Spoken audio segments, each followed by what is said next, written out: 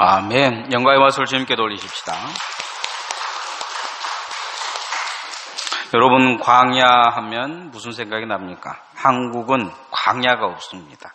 곳곳에 물이 나오고 젖과 꿀이 흐르는 땅이라고 말할 수 있는 곳입니다. 그래서 우리는 광야를 잘 생각하지 못하지만 광야라고 생각할 수 있는 땅은 우리가 쉽게 생각하는 것이 사막과 가까운 땅입니다. 사람이 살기 힘드는데요. 일단 물이 없습니다. 풀도 잘 나지 않아서 곡식 기르기도 힘들고 큰 나무가 없어서 집을 짓지 못합니다. 집을 지어도 그곳에 한 곳에 오래 살 수 없는 그런 환경이죠. 동물들도 살기 힘든 그런 곳입니다. 그래서 늘 광야는 옮겨가야 되는 특징을 가지고 있습니다. 거친 땅이기 때문에 거친 사람들이 삽니다. 도망자들이 세상에서 죄를 짓하더니 범죄한 사람들이 쉽게 도망해서 숨어 살 수 있는 공간입니다. 성경에 광야로 내몰린 사람이 있습니다. 바로 모세입니다. 사람 죽이고 그가 도망갈 곳이 광야였기 때문에 광야로 도망간 걸 볼 수가 있습니다. 그래서 광야에는 맹수들도 무섭지만 광야는 사람을 만나면 더 위험한 지역이 광야입니다. 그런데 하나님께서 이스라엘 백성들을 광야로 내모시고 광야 땅에서 말씀하셨습니다. 신의 광야, 파란 광야, 신광야, 이게 이제 성경에서 나오는 광야들의 이름입니다. 아주 척박한 땅이죠. 왜 하나님께서 그들을 그곳에 내모셔서 그곳에서 1년간 출애굽 이후에 시내산에서 신의 광야에서 세워놓고 말씀하신 하나님, 그 하나님이 계속 말씀하시면서 또 광야로 또 그들을 이끌고 가신 목적이 어디에 있느냐? 거기는 그 광야에서 하나님을 만나기 위한 목적이 있는 것입니다. 히브리어로, 제가 거의 성경에 히브리어를 잘 쓰지 않고 언어 이야기는 안 하는데 오늘은 좀 유식한 척 해야 되겠습니다. 히브리어로 광야를 미드바르라고 이야기를 합니다. 이 말의 어원은, 우리말에는 어원들이 없는데 이런 이 영어나 이런 데는 어원이라는 말의 근원을 가지고 있는 뜻들이 있습니다. 어원은 디바르라는 언어인데요. 이 언어의 뜻은 말씀하시다, 말하다는 뜻을 가지고 있습니다. 그래서 광야는 말하는 곳이다, 말씀하시는 곳이라고 성경은 이야기합니다. 성경에서 쓰는 언어들입니다. 광야는 또한 다른 의미를 가지고 있는데 성소를 디바르라는 그런 뜻으로 어원을 가지고 있습니다. 광야는 하나님을 만나는 장소다, 이런 의미로 성경은 광야에 대한 의미의 언어를 쓰고 있다는 것입니다. 우리가 신앙생활에서 오늘 예배로 나온 것은 광야 같습니다. 재미 하나도 없잖아요. 지금 분위기를 보니까 웃는 사람이 하나도 없어요. 그죠? 예배가 시작되어지면 사람의 마음들이 긴장되고 예배가 시작됐구나 하고 감격하게 우는 사람을 내가 본 적이 없어요. 막 찬송이 시작되면 찬송이 시작됐구나 그러면서 울면서 막 찬송 시작한 사람을 본 적이 없어요. 찬송하다가 감격해서 은혜 받아서 운 사람을 봤어도 시작하면서부터 막 엉엉 우는 사람은 본 적이 없어요. 말씀을 듣다가 은혜 받고 눈물 닦은 사람은 봤어도 설교가 시작되는구나 하면서 막 우는 사람을 본 적이 없어요. 광야죠, 광야. 그러나 그 광야에서 하나님을 만나면 은혜가 되어지고 그 은혜가 눈물이 되어지고 내 마음이 변화되어지고 하나님의 평강이 임하는 것입니다. 오늘 여러분은 어디에 왔느냐? 광야에 왔습니다. 힘드시죠?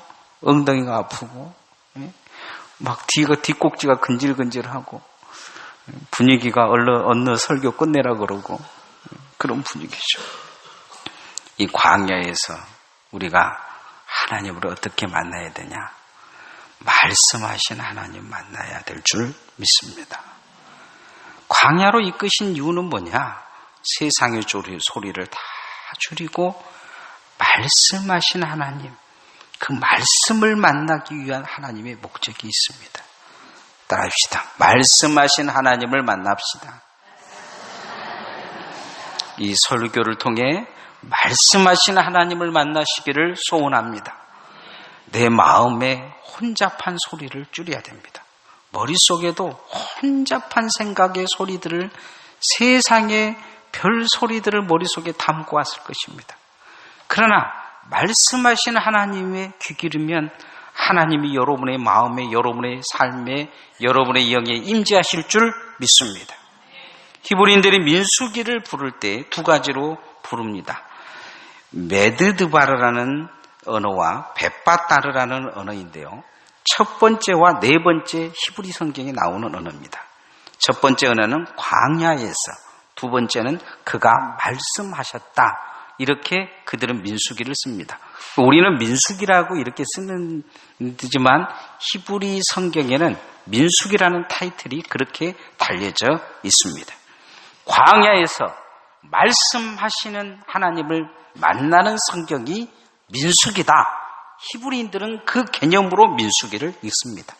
이 민수기를 읽을 때 그들은 무슨 생각을 하느냐?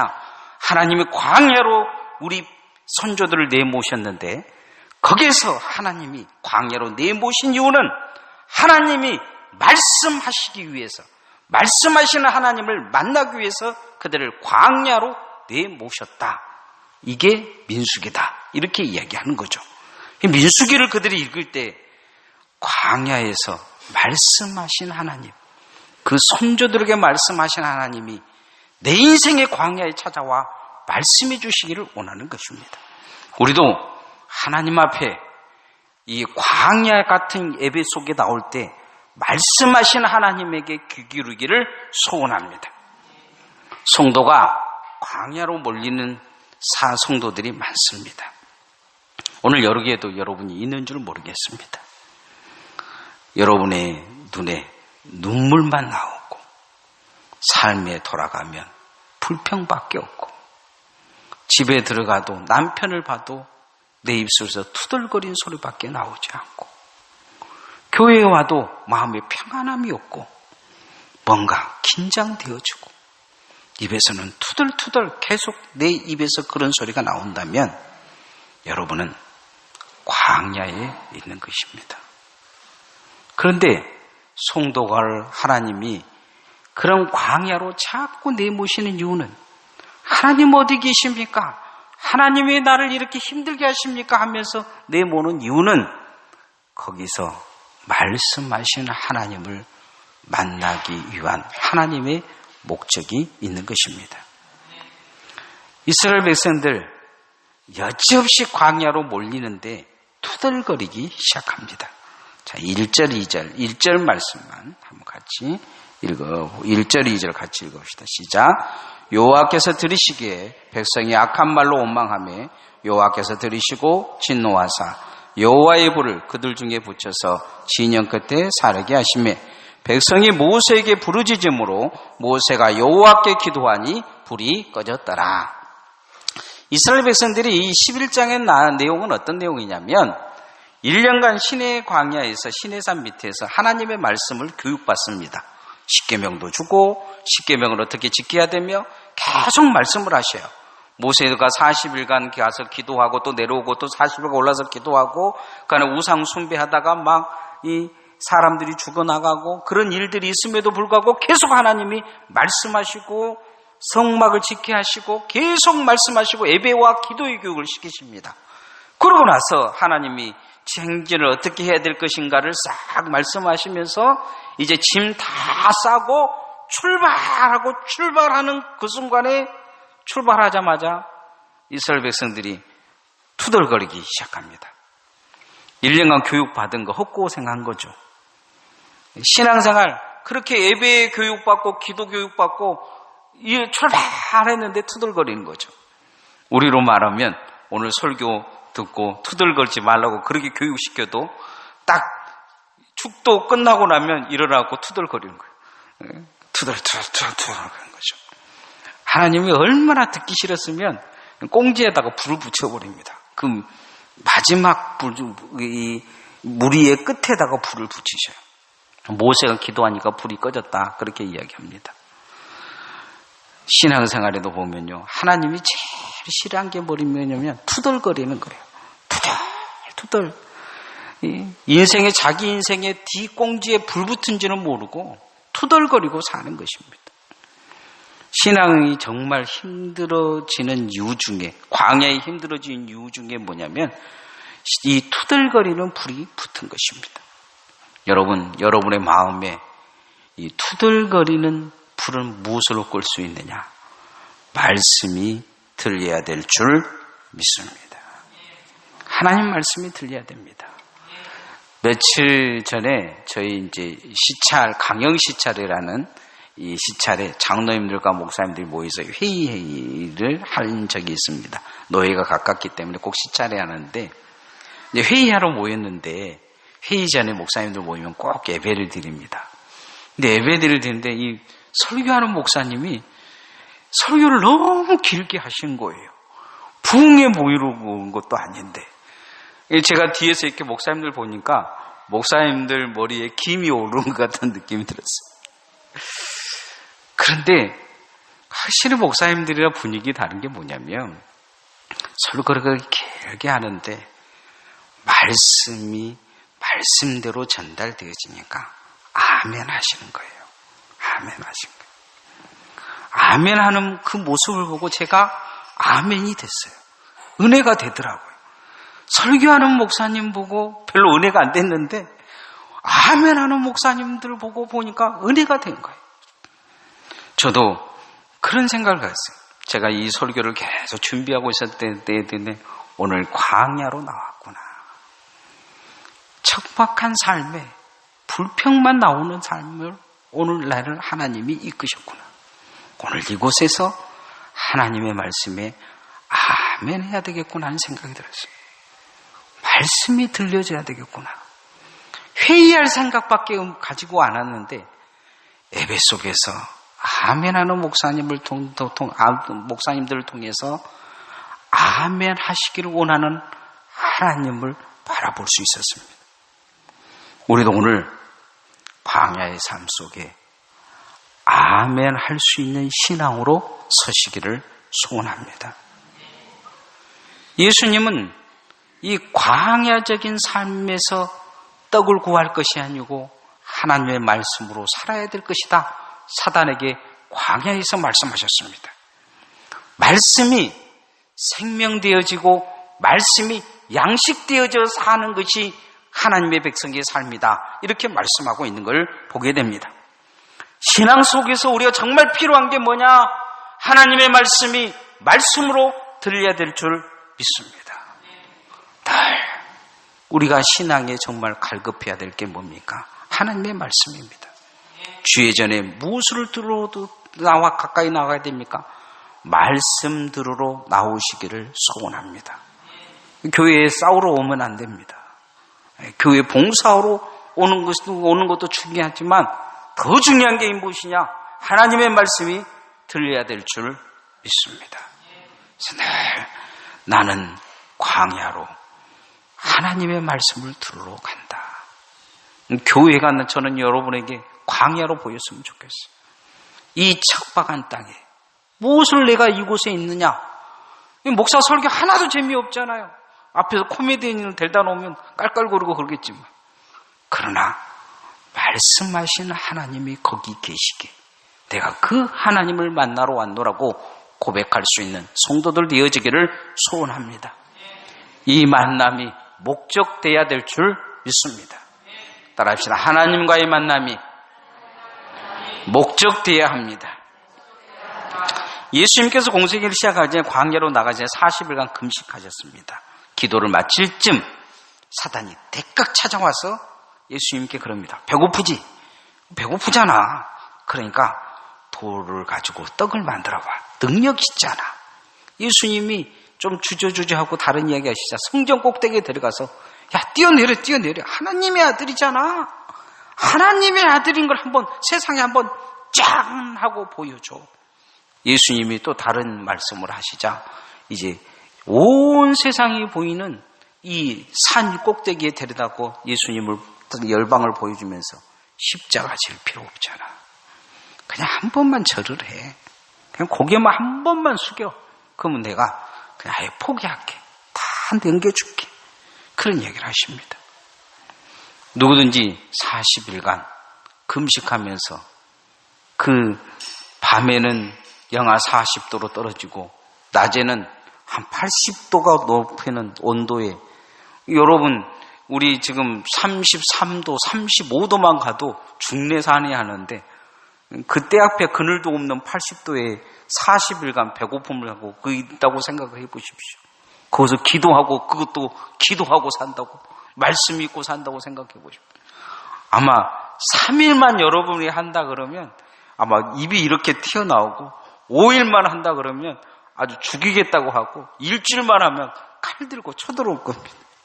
그러지 않겠습니까? 예수님 그런데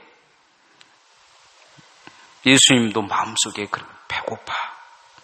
그래도 내가 하나님의 아들인데 사단이 뭐라고 그러니까 이 천사들 다 동원해서 한번 이겨버려.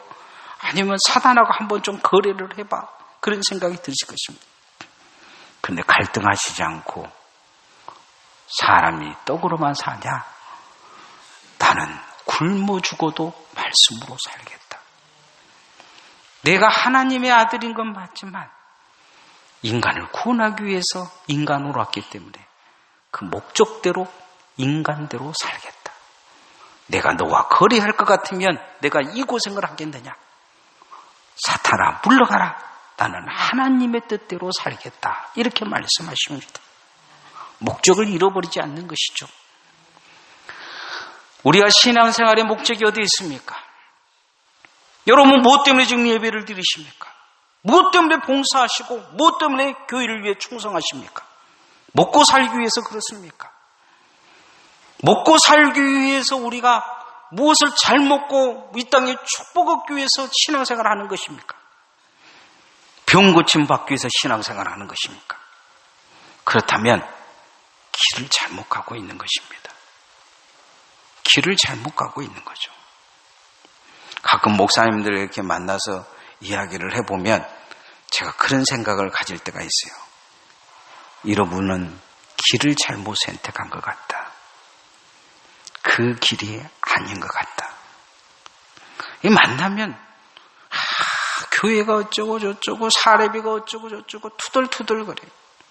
예전에 선배들이 하시는 이야기는 뭐냐면 선배들은 저희들에게 그런 이야기 하시지 않았어요.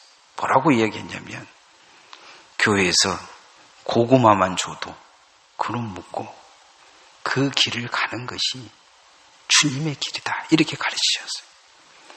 근데 요즘 와서 그런 이야기를 들어본 적이 없어요. 신앙생활의 목적이 어디 있느냐? 오늘 성경에 보면 내 안에 가만히 들어오는 세속이 나를 죽이고 있지 않는지 잘 뒤돌아봐야 됩니다. 4절 5절 말씀 한번 같이 읽으십시다. 시작. 그들 중에 섞여 사는 다른 인족들이 탐욕을 품음에 이스라엘 자손도 다시 울며 이르되 누가 우리에게 고기를 주어 먹게 하랴. 우리가 애굽에 있을 때는 값없이 생선과 오이와 참외와 부추와 파와 마늘들을 먹은 것이 생각나거늘. 가만히 들어온 사람들이 이상한 소리를 하는 거예요. 여러분 신앙생활 무엇이 불편하십니까? 무엇 때문에 힘드십니까? 이 목적 없는 사람들 가만히 따라 나와서 같은 민족도 아닌데 괜히 따라 나왔다. 그 종살할 때가 더 좋았다. 주인 옆에서 그렇게 얻어 터져도 그렇게 고생해도 고기 몇 점 얻어 먹고 살았는데 이게 뭐냐? 이 뺑뺑이 도는 이 삶이 뭐냐? 이렇게 이면서 투덜거립니다. 그 소리에 동의해버리고 이 백성들 같이 투덜거리다가 40년간 투덜거리다가 죽습니다. 인생의 삶이 투덜거리는 삶이 되어지는 거죠. 무엇이냐? 자기 자신이 무엇인지를 모르는 거예요. 자기 자신을 잃어버리는 것입니다. 여러분, 우리가 신앙생활 하면서도 내가 누구인지도 모르고 예배를 드리는 거예요. 뭐하러 예배를 드려요? 뭐하러 기도를 합니까? 하나님 앞에 내가 하나님을 믿는 목적이 무엇입니까? 십자가를 지고 이런 사람들에게 주를 위해 죽으라면 죽겠습니까?